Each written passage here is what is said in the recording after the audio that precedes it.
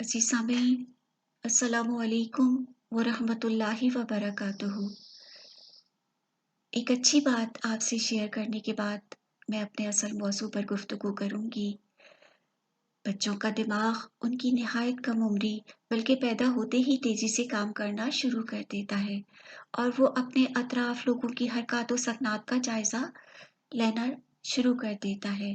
اس کا ہر مشاہدہ اس کی یادداشت کا جز بنتا چلا جاتا ہے۔ جب ہمیں دیکھتا ہے کہ ہم اچھے اخلاق کے مالک ہیں، ضرورت مندوں کی مدد میں بڑھ چڑھ کر حصہ لیتے ہیں، اللہ تعالیٰ کے احکامات پر عمل کرتے ہیں، تو یہ مشاہدات بچے کے لیے پتھر پر لکیر بن کر اس کی آئندہ زندگی کے لیے رہنما بن جاتے ہیں۔ اس اچھی بات کے بعد اب میں اپنے اصل موضوع پر گفتگو کروں گی۔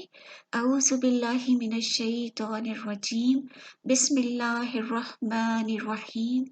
الحمد للہ الذی خلق العلم وعلم الانسان ما لم يعلم، الصلاۃ والسلام علی خاتم النبیین وآلہ الطاہرین۔ عزیز سامعین، گزشتہ آڈیو میں ذکر ہوا کہ نبی خدا حضرت موسیٰ علیہ السلام نے جن لوگوں کو دین کی دعوت دی وہ بنی اسرائیل تھے۔ پیغمبر خدا حضرت عیسیٰ علیہ السلام کو بھی بنی اسرائیل کی ہدایت کے لیے منتخب کیا گیا تھا۔ اس آڈیو میں ہم آخری پیغمبر محمد مصطفیٰ صلی اللہ علیہ وآلہ وسلم کے مخاطبین کے بارے میں جانیں گے، کیونکہ سورہ بقرہ کو سمجھنے کے لیے ان تینوں جلیل القدر پیغمبروں کے مخاطبین کو جاننا بہت ضروری ہے۔ پیغمبر خدا حضرت محمد مصطفیٰ صلی اللہ علیہ وآلہ وسلم نے سب سے پہلے مکہ میں مشرکین عرب کے سامنے دعوت اسلام کو پیش کیا۔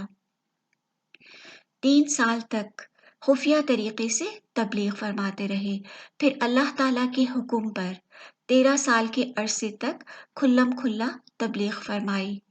مشرکین عرب نے حالات کا اندازہ لگا لیا تھا، لہٰذا انہوں نے اپنے زمانہ جاہلیت کے عقائد و طریقوں کی حفاظت میں ایڑی چوٹی کا زور لگا دیا، جبکہ مسلمانوں کی چھوٹی سی جماعت ان کا مقابلہ کرنے کی طاقت نہیں رکھتی تھی۔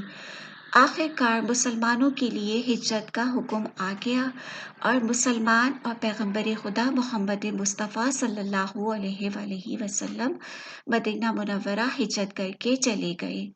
مدینہ منورہ میں اوس و خزرج مشرکین عرب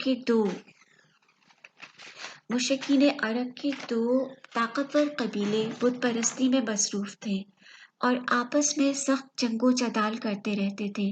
ان دونوں قبیلوں کے علاوہ یہودیوں کے 3 قبیلے بنو قینقاع، بنو نذیر، بنو قریظہ یہاں مدتوں سے آباد تھے۔ وہ اپنے بزرگوں سے جو تورات کی تعلیم سے واقف تھے، ایک پیغمبر کے آنے اور اس سرزمین پر آ کر قیام فرمانے کے بارے میں سن چکے تھے۔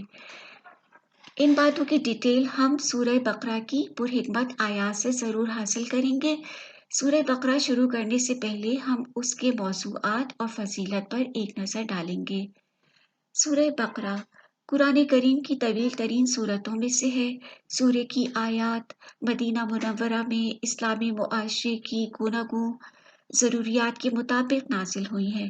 اس سورہ مبارکہ میں پیغمبر اسلام محمد مصطفیٰ صلی اللہ علیہ وآلہ وسلم اہل کتاب کے سامنے اللہ تعالیٰ کے دین کو بطور دلیل پیش کر رہے ہیں اور ساتھ ہی ساتھ مسلمانوں کی اسلامی تربیت بھی فرما رہے ہیں۔ نماز، روزہ، حج، زکوٰۃ، جہاد، راہ خدا میں خرچ، مسئلہ قصاص، حرمت شراب، احکام وصیت، نکاح، طلاق، احکام تجارت و قرض، سود اور دیگر اسلامی احکامات پر تفصیلی گفتگو کی گئی ہے۔ یہودیوں اور منافقوں کے بارے میں بھی اس سورے میں تفصیلی گفتگو کی گئی ہے۔ اس سورے کا نام سورہ بقرہ کی بنا ایک واقعہ ہے جو بنی اسرائیل کو ایک گائے کے سلسلے میں پیش آیا۔ اب اس کی فضیلت کے بارے میں جانتے ہیں۔ حضرت امام حسین علیہ السلام کی وساطت سے رسول اکرم صلی اللہ علیہ وآلہ وسلم سے روایت ہے کہ آپ صلی اللہ علیہ وآلہ وسلم نے فرمایا، جو شخص سورہ بقرہ کی پہلی 4 آیات، آیت الکرسی اور اس کی بعد کی 2 آیات اور سورہ بقرہ کی آخری 3 آیات پڑھے وہ کبھی بھی اپنی جان و مال میں ناخوشگواری نہیں پائے گا، شیطان اس کے نزدیک نہیں آئے گا اور وہ قرآن کو نہیں بھولے گا۔ صدق اللہ العلی العظیم۔